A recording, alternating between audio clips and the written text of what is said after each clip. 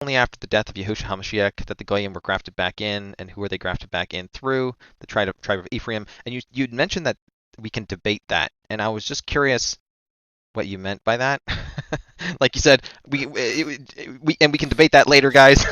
I was like, hold on, why is this a debate? And like, what are the two sides, or two or three or four sides of the debate? Well, okay, so that right. Okay, thank you for bringing that up again. So, okay, we know that Yahuwah, the Most High Elohim, handed the house of Israel, the northern house of Israel, which included the 10 tribes, a bill of divorce. Okay, they're done. They're divorced.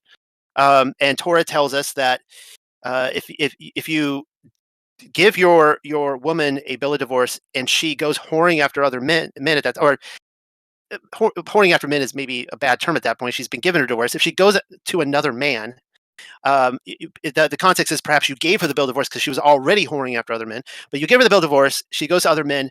At that point, you can't take her back, right? We're probably all familiar with that concept. I don't have that scripture in front of me. We know it's there. Dog can't return, like a dog doesn't return to its vomit, kind of thing. Yeah, well, right. But by the law of Torah, you can't take her back as a bride, right? And so that's a huge problem now because we're like, well, wait a second here. Hey, how does this all work, right? So the idea is with Rob Skiba, I just gave the tip off to that Ephraim Awakening. Anyone can go there to that website and look at all his research on that. Is that Yahusha comes and dies for his bride, and I stress it's for Yahusha that the bride was always Yahusha's. It was not Yahuwah's. It was always the son's bride. He comes and he dies and he resurrects. So now the bride, the divorced bride, that's us who went whoring after other Elohim, has the opportunity to come back in. That's the gospel, right? That's what when he is our savior. That's at least what I think about. That's what it means. That he is my savior. He saved me from my divorce, from the long divorce, the perversions that I've been thrust into, and I can now return. So, but here's the question: at what point after the divorce were the children of Israel able to return? Okay, and this is something I've had the discussion with others in this group that we see before Yahusha's death and resurrection. We see other members of the house of Israel living in Judea being Torah observant, being a part. They, everyone else was scattered, but they came back. And it's like, well, were they able to come back? Right? Were they, they were divorced, right? And so the question is, at what point were people able to come back into the marriage covenant? Does that make sense? Was it like he divorced that original generation and then their children were able to make up their mind? I almost think that there is something about the third and fourth generation. When you look at the mud flood research, it's really interesting that we are like, the fourth or I guess fifth generation, almost from like the mud flood, and like we're all waking up. There's like almost something to that. And so maybe there were 4 or 5. I don't know how many generations went by. That's what I'm saying. I don't know if it was only after his death and resurrection that they could then be brought back in, or if that was just a turning point, or if it was faith in the fact that he would do that. That's the debate. Does that make sense? Yeah, I think so. So because this is the weirdest thing, but I think this happened 3 weeks now in a row. Is that somehow I came across the phrase that Yahusha says, "Do not think that I come but for the lost tribes of Israel." And when he says that, he says he's referring to the 10 tribes that were given a certificate of divorce, I guess. Correct. So if he came for those 10 tribes, what about the other two? What's the deal Well, with them? that would have been Levi and Yehuda, Yeah. where we get Jew, right? I actually wish she was in this group tonight. I saw her pop in and then she left. Oath of Yah, and she has made the rather provocative statement that Yahuwah divorced the tribe of Yehuda. I cannot speak on that, but I would like to hear her thoughts on that, and she's not here. That is very sad because I would love her to jump into this conversation. Yeah, so the thing is that Yehuda and Levi had not been divorced, at least not by that point. And so you could argue whether 70 AD was a divorcing of them. I don't have any opinion on that. But so that's why he came for the sick, right? He came for the lost. And when we talk about we're lost, hopefully everyone in this room is no longer lost. Hopefully we're not a lost sheep anymore. We are no longer a Gentile. We have crossed over and we are back into the house of Israel again. We're grafted back in. And so that's who he came for. And so when you look at the 12, where were they going out to, right? They were writing to the house of Israel and to the lost tribes. and they were I think targeting them and going out and bringing them back in. I would argue, and I know I can't prove this. I just it's a hunch, it's an instinct that I have. It could be very wrong, but I do believe that all of us, if we are brought back into it, there is something about the bloodlines, and I do believe that we are Israel.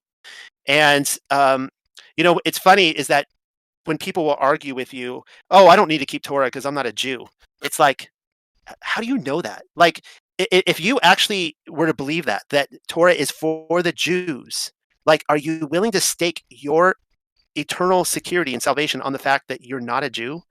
Because statistically, you're more likely related to Abraham through the 12 patriarchs than not. I mean, think about that. Like, I've read, I've seen this, the statistics before, and we are all more likely related to Abraham through the 12 patriarchs than not. And so when you look at it, what happened was Yahuwah divorces humanity at Babel. He's like, I'm done with these people. I spared them.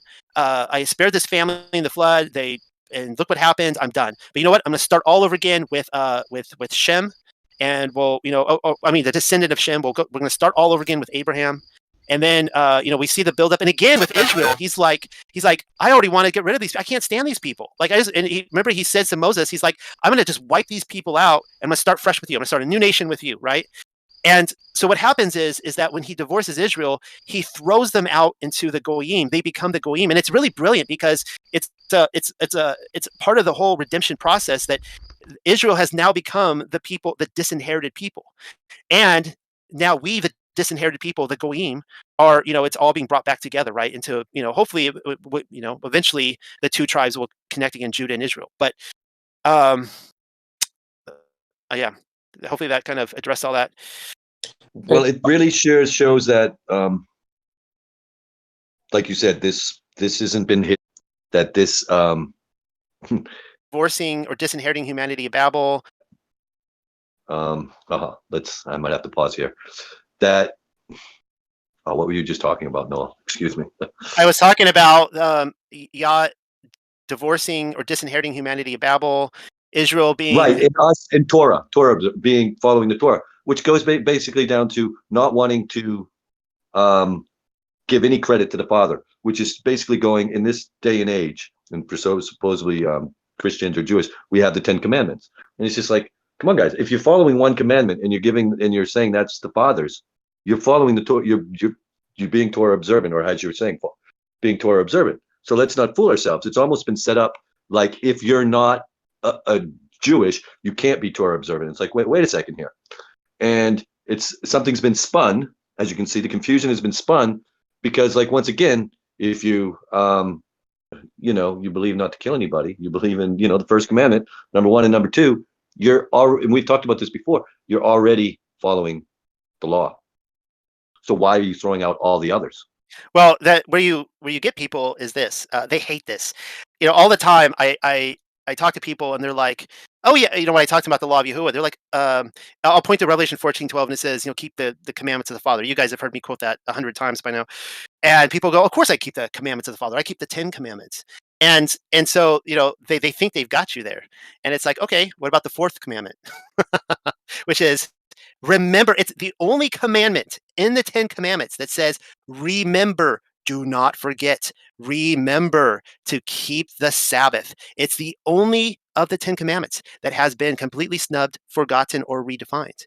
And they hate that because if you can, they'll argue all day they don't have to keep Torah. But it's like, as soon as they realize, if you can get them in the corner to realize that Sunday is not the Sabbath, that it is the 7th day is the mark of Yah, and it is eternal and forever and cannot be changed, cannot be altered. That in fact there are prophecies that a man of lawlessness or what have you would come and change the times. But if they can identify that, oh no, Sabbath it's a Jewish thing. it's all of a sudden like that that opens everything up. Because as soon as you start realizing like Sabbath, 7th day Sabbath, and the feast, that's half of Torah right there. I mean, you might as well just give in to the rest of it and start wearing a tassel by that point, because it's pretty much it. Stop eating pork and wear tassels. I